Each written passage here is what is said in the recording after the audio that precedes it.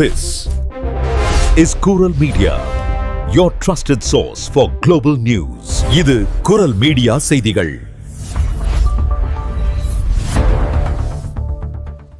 இது குரல் மீடியாவின் இன்றைய பிரதான செய்திகள். செய்திகளை வாசிக்கும் நான் கோகுலநாதன் தமிழினி. முதலில் தலைப்புச் செய்திகள். பிரான்சில் லிவரெட் ஏ சேமிப்பு கணக்கின் வட்டி விகிதம் உயர வாய்ப்பு. பொருளாதார அமைச்சர் வெளியிட்டுள்ள அறிவிப்பு. பிரான்சின் அடுத்த அதிபரை தேர்ந்தெடுப்பதற்கான தேர்தல் தேதிகள் வெளியீடு. ஏப்ரலில் தொடங்குகிறது வாக்குப்பதிவு. பிரான்சின் வாலன்ஸ் நகரில் போதைப்பொருள் கும்பல்களுக்கிடையே மோதல். ஆயுதங்களுடன் 10 வாடகை கொலையாளிகள் கைது. ஐரோப்பிய ஒன்றியம் முழுவதும் புதிய சுங்க வரியால். பிரான்சில் ஆசிய இணைய நிறுவனங்களுக்கு விதிக்கப்பட்ட €2 தேசிய வரி நீக்கம். பிரான்சில் குழந்தைகள் பாலியல் வன்கொடுமை தொடர்பாக பதிவான 88,000 புகார்களை மீண்டும் மீளாய்வு செய்ய நீதி அமைச்சர் உத்தரவு. பிரான்சின் செவ்ரன் பகுதியில் ஓடும் காரில் நபர் ஒருவர் சுட்டுக்கொலை. பலியான நபரின் காரில் சுமார் 30 துப்பாக்கி குண்டு துளைகள் கண்டெடுப்பு. பிரான்ஸ் பூங்காவில் ஈழத்தைச் சேர்ந்த டிக்டாக் பிரபலம் கொக்கி குமார் எனும் அழகேந்திர ராஜா சஜித் சடலமாக மீட்பு. ஐரோப்பிய வெப்ப அலைக்கு அமெரிக்காவே காரணம். பாரிஸ் துணை மேயரின் கருத்தால் இணையத்தில் வெடித்த சர்ச்சை. தொடர்பான விரிவான செய்திகள். உறவுகளுடைய இழப்பு அப்படின்றது ஈடு செய்ய முடியாதது. ஆனா அந்த இழப்பு செய்தியை பிரசுரிக்க அதிக பணத்தையும் இழக்க வேண்டுமா? இனிமே அப்படி தேவையில்லை. உங்கள் கண்ணீர் துடைக்க கண்ணீர்.com நாடுங்கள். உங்கள் உறவுகளின் அறிவித்தல்களை மிக குறைந்த சேவை கட்டணத்தோடு பிரசுரியுங்கள். அதிக பணத்தை அள்ளி வீச தேவையில்லை. கண்ணீர்.com உங்கள் கவலைகளின் இணைய பங்காளி. பிரான்சில் பொதுமக்களால் பரவலாக பயன்படுத்தப்படும் லிவரெட் ஏ சேமிப்பு கணக்குகளுக்கான வட்டி விகிதம் உயர்த்தப்பட உள்ளதாக பொருளாதார அமைச்சர் ரோலண்ட் லெஸ்கியூர் தெரிவித்துள்ளார். புதிய வட்டி விகிதம் குறித்த அதிகாரப்பூர்வ அறிவிப்பு ஜூலை மாத நடுப்பகுதியில் வெளியிடப்பட்டு எதிர்வரும் ஆகஸ்ட் 1 முதல் அமலுக்கு வரும் என அவர் குறிப்பிட்டுள்ளார்.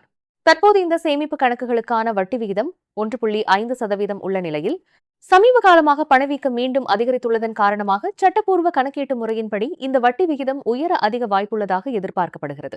எனினும் இறுதி வட்டி விகிதம் எவ்வளவு என்பது இன்னும் அதிகாரப்பூர்வமாக அறிவிக்கப்படவில்லை. பிரான்ஸ் மத்திய வங்கி வழங்கும் பரிந்துரைகளின் அடிப்படையில் பொருளாதார அமைச்சகம் இதன் இறுதி விகிதத்தை நிர்ணயம் செய்யவுள்ளது. லிவரெட் ஏ வட்டி விகிதத்தில் ஏற்படுத்தப்படும் இந்த மாற்றமானது LDDS போன்ற பிற ஒழுங்குபடுத்தப்பட்ட சேமிப்பு திட்டங்களின் வட்டி விகிதங்களிலும் நேரடி தாக்கத்தை ஏற்படுத்தும் என்பது குறிப்பிடத்தக்கது. பிரான்சின் அடுத்த குடியரசுத் தலைவரை தேர்ந்தெடுப்பதற்கான அதிபர் தேர்தல் எதிர்வரும் 2027 ஆண்டு ஏப்ரல் 18 மற்றும் மே 2 நடைபெறும் என்று அதிகாரப்பூர்வ தகவல்கள் வெளியாகியுள்ளன. இன்று புதன்கிழமை நடைபெறும் அமைச்சரவை கூட்டத்தில் இந்த தகவல்கள் அதிகாரப்பூர்வமாக அறிவிக்கப்பட்டு அரசாணையாக வெளியிடப்பட உள்ளது. இந்த தேர்தலை நடத்துவதற்காக ஏப்ரல் 11, 25 ஆகிய தேதிகள் அடங்கிய முதல் திட்டமும் ஏப்ரல் 18 மற்றும் மே 2 ஆகிய தேதிகள் அடங்கிய 2ஆம் திட்டமும் பரிசீலிக்கப்பட்ட நிலையில் இறுதி முடிவாக நிர்வாக காரணங்களை ஆராய்ந்து 2ஆம் திட்டமே தேர்வு செய்யப்பட்டுள்ளது. பிரான்ஸ் அரசியலமைப்பு சட்டத்தின்படி நடப்பு அதிபரின் 5 ஆண்டு பதவிக்காலம் முடிவடைவதற்கு 20 முதல் 35 நாட்களுக்கு முன்பாக தேர்தல் நடத்தப்பட வேண்டும்.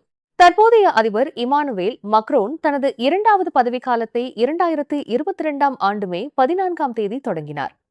அதன் அடிப்படையிலேயே இத்தேதிகள் தற்போது கணக்கிடப்பட்டுள்ளன. இதன்படி அடுத்த ஆண்டுக்கான வசந்த கால பள்ளி விடுமுறை காலத்திலேயே இந்த தேர்தல் நடைபெறவுள்ளது. குறிப்பாக இறுதி சுற்றான 2ஆம் கட்ட வாக்குப்பதிவு உலக உழைப்பாளர் தினமான மே தினத்திற்கு அடுத்த நாள் ஞாயிற்றுக்கிழமை அமையவுள்ளது குறிப்பிடத்தக்கது. பிரான்சின் வாலன்ஸ் ட்ரோம் நகரில் போதைப் பொருள் கடத்தல் தொடர்பான தொடர் வன்முறை சம்பவங்களை அடுத்து அதிநவீன ஆயுதங்களுடன் பதுங்கியிருந்த 10 வாடகை கொலையாளிகள் அதாவது ஹிட்மன்ஸ் அதிரடியாக கைது செய்யப்பட்டுள்ளனர். கடந்த 3 மாதங்களில் மட்டும் இந்த பகுதியில் 17 முதல் 25 வயதுக்குட்பட்ட 17 பேர் கைது செய்யப்பட்டுள்ளனர். இவர்களில் பாதி பேர் சமூக வலைதளங்கள் மூலமாக வெளியூர்களிலிருந்து கூலிப்படையாக வரவழைக்கப்பட்டவர்கள் என்பது குறிப்பிடத்தக்கது. பணம் பெற்றுக்கொண்டு கொலை செயல்களில் ஈடுபடும் இவர்களை வாடகை தாக்குதலாளிகள் அல்லது ஹிட்மன் என நகர அரசு வழக்கறிஞர் வெளிப்படையாகவே அறிவித்துள்ளார். இதற்கிடையே போதைப் பொருள் கடத்தலுடன் தொடர்புடைய ஒருவரை குறிவைத்து அடுக்குமாடி குடியிருப்பு ஒன்றில் செவ்வாய்க்கிழமை அதிகாலை 4 மணியளவில் கொடூரமான தீவைப்பு சம்பவம் அரங்கேறியுள்ளது. இதில் சிக்கிக்கொண்ட மக்கள் பால்கனிகள் வழியாக பத்திரமாக மீட்கப்பட்டாலும் 14 பேர் காயமடைந்துள்ளனர். மேலும் சுமார் 20 குடும்பங்கள் பாதுகாப்பான வேறு இடங்களுக்கு மாற்றப்பட்டுள்ளன. வாலன்ஸ் நகரில் முற்றிலும் மாறுபட்ட புதிய வன்முறை சுழற்சி உருவாகி வருவதாக மாவட்ட நிர்வாக அதிகாரி மரி எய்மே கஸ்பரி கவலை தெரிவித்துள்ளார். நிலைமையை கட்டுக்குள் கொண்டுவர அப்பகுதியில் சிறப்பு பாதுகாப்பு படையினர் குவிக்கப்பட்டுள்ளனர். பிரான்சில் அறிமுகப்படுத்தப்பட்ட போதிலும் ஆசிய இணைய வணிக தளங்களால் தந்திரமாக தவிர்க்கப்பட்ட 2 யூரோ தேசிய வரியை முற்றிலுமாக நீக்குவதாக பிரான்ஸ் அரசு அதிரடியாக அறிவித்துள்ளது. ஜூலை 1ஆம் தேதி புதன்கிழமை முதல் ஐரோப்பிய ஒன்றியம் முழுவதற்கும் பொதுவான 3 யூரோக்கள் புதிய சுங்கவரி நடைமுறைக்கு வருவதை கருத்தில் கொண்டு பிரான்ஸ் தனிப்பட்ட முறையில் விதித்திருந்த இந்த வரி நிறுத்தி வைக்கப்படுவதாக வணிகத்துறை அமைச்சு தெரிவித்துள்ளது. சீனாவிலிருந்து குவியும் 150 யூரோக்களுக்கு குறைவான மதிப்புடைய சிறிய பொதிகளை கட்டுப்படுத்தும் நோக்குடன் கடந்த மார்ச் 1ஆம் தேதி முதல் ஒவ்வொரு பொருளுக்கும் 2 யூரோக்கள் தேசிய வரியை பிரான்ஸ் அரசு விதித்திருந்தது. தொடக்கத்தில் இந்த ஜூலை முதல் புதிய ஐரோப்பிய வரியான 3 யூரோக்களையும் சேர்த்து மொத்தம் 5 யூரோக்களாக அறவிட திட்டமிடப்பட்டு பின்னர் நவம்பரில் இது முழுமையான ஐரோப்பிய விதியாக மாற்றப்படவிருந்தது. ஆனால் இந்த வரியை குறிவைத்த ஆசிய இணைய வணிக பெருநிறுவனங்களான ஷீன், டெமு, அலி எக்ஸ்பிரஸ் போன்றவை ஒரு புதிய தந்திரத்தை கையாண்டன. தங்களின் சரக்குகளை பிரான்சுக்கு நேரடியாக வானூர்திகளில் அனுப்புவதை தவிர்த்துவிட்டு வரிவிதிப்பு இல்லாத அண்டை ஐரோப்பிய நாடுகளுக்கு அனுப்பி அங்கிருந்து தரை வழியாக ஸ்ட்ரக்ஸ் மூலம் பிரான்சிற்குள் கொண்டு வந்தன. இதன் விளைவாக மார்ச் 1 முதல் சரக்குகளின் வரத்து 90% வரை அண்டை நாடுகளுக்கு தடம் மாறியது. இந்த வரியின் மூலம் ஆண்டிற்கு 400 மில்லியன் யூரோக்கள் வருவாய் கிடைக்கும் என இந்த ஆண்டின் வரவு செலவு திட்டத்தில் எதிர்பார்க்கப்பட்ட நிலையில் மாதம் வெறும் 2.3 மில்லியன் யூரோக்கள் மட்டுமே வசூலிக்கப்பட்டது. இவ்வாறு அண்டை நாடுகளை விட அதிக வரி விதிப்பதன் மூலம் பிரான்ஸ் பெரும் பொருளாதார இழப்பை சந்திக்க நேரிடும் என்று அஞ்சுவதாலேயே இந்த வரி தற்போது நீக்கப்பட்டுள்ளது. பிரான்சில் குழந்தைகள் பாலியல் வன்கொடுமை தொடர்பாக பதிவு செய்யப்பட்ட சுமார் 88,000 புகார்கள் தற்போது நாடு முழுவதும் உள்ள அரசு வழக்கறிஞர்களால் மீண்டும் தீவிர ஆய்வுக்கு உட்படுத்தப்பட்டு வருவதாக நீதி அமைச்சர் அதிரடி தகவலை வெளியிட்டுள்ளார். சமீபத்தில் பிரான்ஸ் நாட்டில் பெரும் அதிர்வலைகளையும் மக்கள் மத்தியில் கொந்தளிப்பையும் ஏற்படுத்திய சிறுமி லியானா வழக்கை தொடர்ந்து இந்த மாபெரும் அதிரடி நடவடிக்கை மேற்கொள்ளப்பட்டுள்ளது. இதுவரை போதிய ஆதாரங்கள் இல்லாமலோ அல்லது பல்வேறு காரணங்களாலோ போதுமான அளவில் விசாரிக்கப்படாத மற்றும் தற்காலிகமாக நிறுத்தி வைக்கப்பட்டிருந்த வழக்குகளை மீண்டும் ஆழமாக பரிசீலித்து தேவையான இடங்களில் விசாரணையை மிக வேகமாக விரைவுபடுத்துவதே இந்த மீளாய்வின் முக்கிய நோக்கமாகும். மேலும் குழந்தைகள் பாதுகாப்பு தொடர்பான நீதித்துறை நடைமுறைகளில் உள்ள குறைபாடுகளை கண்டறிந்து அவற்றை உடனடியாக சரி செய்வதும் இதன் இலக்காகும். குழந்தைகள் மீதான பாலியல் குற்றங்களை விசாரிப்பதில் அரசு இனி கூடுதல் முன்னுரிமை வழங்கும் என்றும் பாதிக்கப்பட்ட சிறுமிகளுக்கு நீதியை உறுதி செய்யும் வகையில் அனைத்து வழக்குகளும் தனித்தனியாக மதிப்பாய்வு செய்யப்படும் என்றும் நீதித்துறை திட்டவட்டமாக தெரிவித்துள்ளது. பிசினஸ் பண்றீங்களா?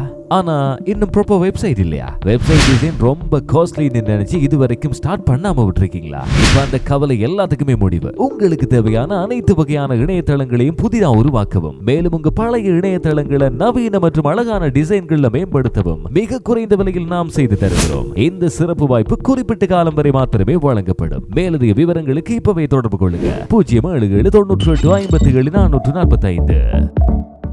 பிரான்சின் சைன்ஸ் அண்ட் டெனிஸ் பகுதியில் உள்ள செவ்ரன் என்ற இடத்தில் இன்று புதன்கிழமை அதிகாலை ஓடும் காரில் நபர் ஒருவர் கொடூரமாக சுட்டுக் கொல்லப்பட்ட சம்பவம் பெரும் அதிர்ச்சியை ஏற்படுத்தியுள்ளது. இன்று அதிகாலை சுமார் 5 மணியளவில் பாதிக்கப்பட்ட நபர் தனது வாகனத்தை ஓட்டிச் சென்று கொண்டிருந்த போது மற்றொரு காரில் வந்த மர்ம நபர் இவரை மறித்து துப்பாக்கியால் சரமாரியாக சுட்டு தள்ளியுள்ளார். இதில் தலையில் பலத்த காயமடைந்த அந்த நபர் சம்பவ இடத்திலேயே பரிதாபமாக உயிரிழந்தார். தகவலறிந்து அவசர உதவிக்குழுவினர் சம்பவ இடத்திற்கு விரைந்தபோது உயிரிழந்தவரின் வாகனத்தில் சுமார் 30 துப்பாக்கி குண்டு துளைகள் இருந்ததாக தகவல்கள் வெளியாகியுள்ளன. குற்றத்தை செய்த கொலையாளி தனது காரில் அங்கிருந்து உடனடியாக தப்பிச் சென்றுள்ள நிலையில் அவரை காவல்துறையினர் தீவிரமாக தேடி வருகின்றனர். திட்டமிட்டு நடத்தப்பட்ட இந்த படுகொலை குறித்த விசாரணையை பாரிஸ் நீதித்துறை காவல்துறையின் குற்றப்பிரிவினர் கையில் எடுத்துள்ளனர். பிரான்ஸ் நாட்டில் வசித்து வந்த 28 வயதுடைய ஈழத்தமிழரும் சமூக வலைதளமான டிக்டாக்கில் கொக்கிக்குமார் என பரவலாக அறியப்பட்டவருமான அழகேந்திர ராஜா சஜித் என்பவர் பிரான்சில் உள்ள பூங்கா ஒன்றில் மர்மமான முறையில் சடலமாக மீட்கப்பட்ட சம்பவம் பெரும் பரபரப்பை ஏற்படுத்தியுள்ளது. ஈழத்தமிழர் சார்ந்தும் தமிழர் தேச விடுதலை குறித்து கருத்துக்களை தொடர்ந்து சமூக வலைதளங்களில் பேசி வந்த இவர் ராஜீவ்காந்தி கொலை செய்தது விடுதலை புலிகள் தான் என்றும் தலைவர் பிரபாகரன் அவர்களை தோட்டக்காட்டான் என்றும் கூறிய ஒரு சில கருத்துக்களால் சர்ச்சையிலும் சிக்கியிருந்தார். மேலும் நாம் தமிழர் கட்சியின் தலைவர் சீமானின் கருத்துக்களை ஆதரித்து வந்தவர் என்பதும் குறிப்பிடத்தக்கது. இந்நிலையில் இவரின் மரணம் குறித்து சமூக ஊடகங்களின் பல கருத்துக்கள் பரவி வருகின்றன. பிரான்சில் நிலவும் அதிக வெப்பம் காரணமாக ஏற்பட்ட மாரடைப்பால் உயிரிழந்திருக்கலாம் என ஆரம்பத்தில் செய்திகள் பரவின. எனினும் அவர் அருந்தியதாக கூறப்படும் குளிர்பானத்தில் மர்ம நபர்களால் போதைப்பொருள் கலக்கப்பட்டிருக்கலாம் என்ற கோணத்தில் பிரான்ஸ் காவல்துறையினர் தற்போது தீவிர விசாரணைகளை முன்னெடுத்து வருகின்றனர் என்றும் செய்திகள் வெளிவந்துள்ளன. மேலும் சிங்கள உளவுத்துறை மற்றும் அவர்களின் கைக்கூலிகளால் இவர் திட்டமிட்டு படுகொலை செய்யப்பட்டாரா அல்லது இது இயற்கையான மரணம்தானா என மக்கள் மத்தியில் பல்வேறு கருத்துக்கள் விவாதிக்கப்பட்டு வருகின்றன. சம்பவ இடத்திற்கு விரைந்த காவல்துறையினர் தடயங்களை சேகரித்துள்ளதுடன் அவரின் மரணம் குறித்தான உண்மை நிலையை அறிய பிரேத பரிசோதனை அறிக்கைக்காக காத்திருக்கின்றனர். மேலும் கொக்கிக்குமாரின் செயல்பாடுகள் என்னவாக இருந்தது என்பதையும் அவரது சமூக ஊடக கணக்குகளையும் காவல்துறையினர் தீவிர ஆய்வுக்கு உட்படுத்தியுள்ளனர். இதன் மூலம் தமிழர் சமூகத்தில் குழப்பங்களை ஏற்படுத்த முயலும் மர்ம ஆசாமிகள் மற்றும் வன்முறை கும்பல்கள் கண்டறியப்பட்டு கைது செய்யப்படுவார்களா என்ற மிகப்பெரிய கேள்வி மக்கள் மத்தியில் எழுந்துள்ளது. ஐரோப்பாவை தாக்கியுள்ள கொடிய வெப்ப அலைக்கு அமெரிக்காவின் அதிகப்படியான ஏசி பயன்பாடும் பசுமையில்ல வாயுக்களின் உமிழ்வுமே முக்கிய காரணம் என பாரிஸ் நகர துணை மேயர் ஆட்ரி புல்வார் குற்றம் சாட்டியுள்ளது இணையத்தில் பெரும் சர்ச்சையை ஏற்படுத்தியுள்ளது. பாரிஸ் நகர வீடுகளில் ஏசி வசதி இல்லை என விமர்சித்த அமெரிக்க பத்திரிகையாளர்களுக்கு பதிலடி கொடுக்கும் விதமாக அவர் இந்த இன்ஸ்டாகிராம் பதிவை வெளியிட்டிருந்தார்.